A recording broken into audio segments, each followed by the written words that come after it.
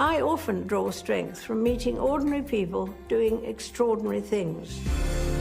Elizabeth was the longest-running monarch in British history. Mother to 4 children and grandmother to 8, she performed her public duties well into her 90s.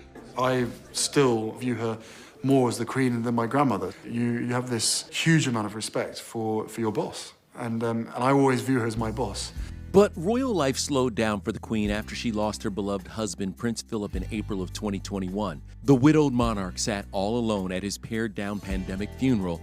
The two had been married for 73 years. For me, in the months since the death of my beloved Philip, I have drawn great comfort from the warmth and affection of the many tributes to his life and work. The Queen carried on, but began to look frail and tired. In October of 2021, she spent a night in the hospital for an undisclosed ailment. Concerned for her health, Her Majesty's doctors ordered her to pause her public appearances and to rest. But determined to serve, in November of 2021, she made a video statement to world leaders at the Glasgow Climate Summit. The impact of the environment on human progress was a subject close to the heart of my dear late husband.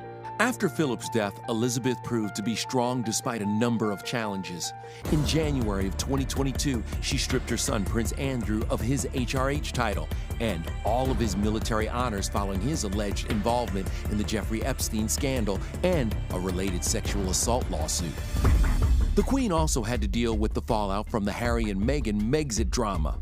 I had 3 conversations with my grandmother and 2 conversations with my father before he stopped taking my calls. From their bombshell sit-down with Oprah to the couple's constant legal battles with the press, the monarch publicly continued to voice support for the Sussex clan, who named their daughter Lilibet after the Queen's childhood nickname. Viewed by many as serious and old-fashioned, she was actually quite playful. Thank you, Mr. Prime Minister of Canada, for making me feel so old. Good evening, Mr. Bond. Good evening, Your Majesty. And remember this moment with Harry that quickly became a gif. Hey, Prince Harry, remember when you told us to bring it at the Invictus Games? Careful what you wish for. Boom. Oh, really? Please. Boom. Elizabeth was known for her love of her corgis. Almost all of her outfits were custom-made just for her. In the 50s, she favored dresses cinched at the waist. In later years, she went for coats and hats, always in bright colors, so she could stand out in a crowd. The priceless jewels and tiaras she wore were historical family heirlooms. But what the Queen definitely valued was her family. She took great pleasure in attending the royal weddings of her grandsons, William with Kate and Harry to Meghan. It's just been a busy year for my family, with 2 weddings and 2 babies and another child expected soon. It helps to keep a grandmother well occupied. That was baby Archie, and the Queen appeared overjoyed when she met her new great-grandson for the first time. She beamed while watching Prince George make a Christmas pudding and seemed very proud watching Charlotte and Louis doing the royal wave. In fact, many have noticed that Princess Charlotte has a very strong resemblance to her great-granny. The Queen, she was really thrilled that it was a little girl. And I think as soon as we came back here to Kensington, she was one of our first visitors here. I think she was very fond of Charlotte, always watching what she's up to. Georgia calls her Gangan. She always leaves a little gift or something in their room when we go and stay, and that just shows, I think, her love for her family. The Queen never sat down for a formal TV interview, but she did allow cameras into Buckingham Palace to record important events. On the 65th anniversary of her coronation, Her Majesty was quite cheeky when viewing the imperial state crown. Once you put it on, it stays. And you can't look down to read the speech. You have to take the speech up. Because if you did, your neck would break, or it'd fall off. But what many admired was the royal love story between Elizabeth and Prince Philip. The couple's romantic relationship and lavish wedding was depicted in The Crown. I, Elizabeth Alexandra Mary. Take thee, Philip. Take thee, Philip. The two were supportive of each other and shared a love of the outdoors.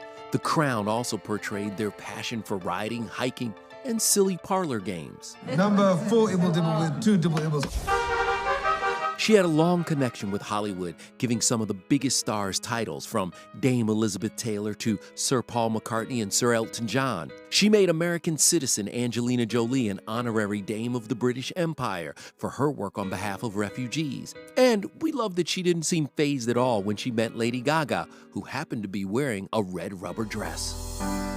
And as the British people and millions around the world mourn Her Majesty, she will always be remembered as a woman who made and lived through history. But even in the unlikeliest of places, hope can still be found.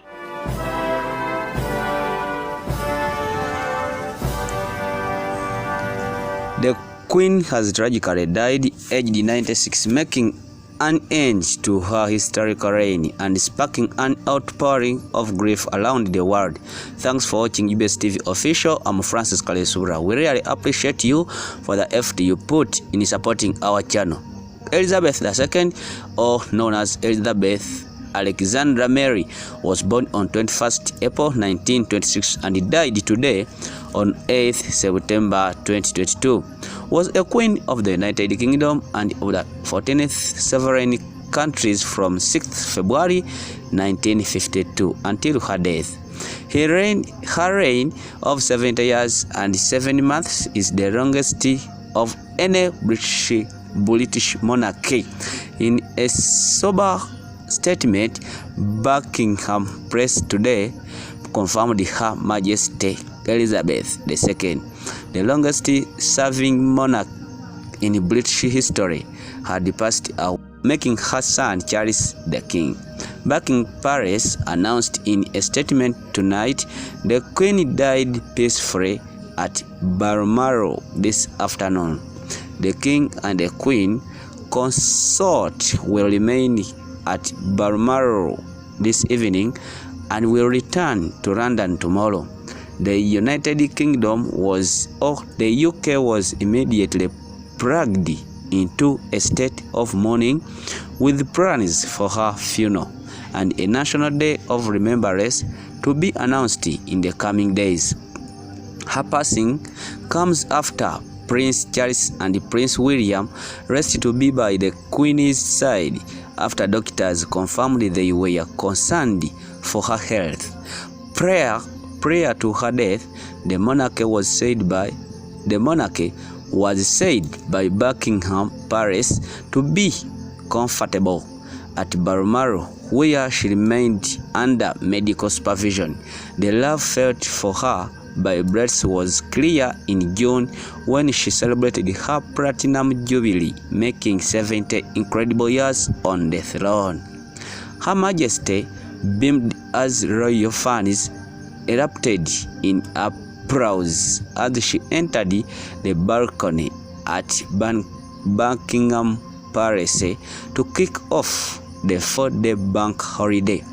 He stepped in for his mother at the state opening of Parliament in May after she was forced to pull out for the first time in 59 years.